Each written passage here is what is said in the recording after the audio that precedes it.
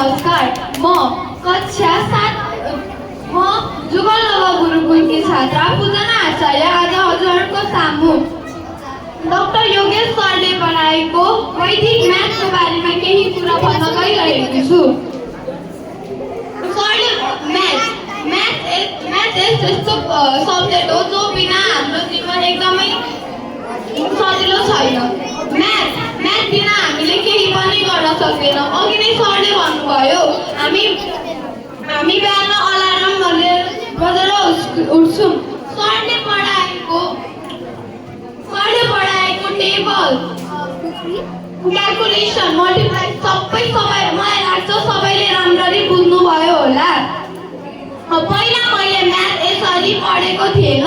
Math यसरी पढ्दाखेरि सबैलाई एकदमै सजिलो भयो होला भनेर म भन्छु। यस्तो राम्ररी सरले म्याथ पढाएकोमा उहाँहरूको लागि ताली बन्छ। यति भन्दै म आफ्नो भए यही सुनेको छु। Thank you so much. जसले आफ्नो विवेक म्याथका सन्दर्भमा वैदिक म्याथका सन्दर्भमा राख्नुभएको छ, यहाँ सबैलाई धेरै धेरै धन्यवाद दिन चाहन्छौँ।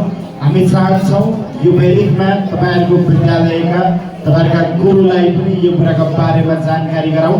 त्यही जानकारी गराउने उद्देश्यले आज सबै तपाईँहरूलाई पढाउने गुरुहरूलाई पनि हामीले बोलाएका थियौँ। कतिको उहाँहरू सबै सहभागी हुनुहुन्छ ताकि त्यसले गर्दा आगामी दिनमा म्याथलाई सहज बनाउनका निमित्त वैदिक म्याथको टुल प्रयोग गरेर हामीलाई म्याथ इजी बनाउने अभियानमा हामी लाग्नेछौँ। यसका लागि अरू लेभलको ट्रेनिङको आवश्यकता पऱ्यो भने पनि त्यो हामी डाक्टर योगेशसँग मिलेर त्यो खालको ट्रेनिङ पनि कन्डक्ट गर्ने प्रतिबद्धता व्यक्त गर्न चाहन्छु। र अन्त्यमा यहाँहरू सबैलाई म विद्यालय वाइज यहाँ बनाउँछु। एकैचोटि सबैजना आउने सामूहिक रूपमा हामी सर्टिफिकेट दिन्छौँ, किनकि समय हामीसँग कम छ, बाहिर दाइ दिदीहरू पुरिरहनु भएको छ। त्यस कारण म विद्यालय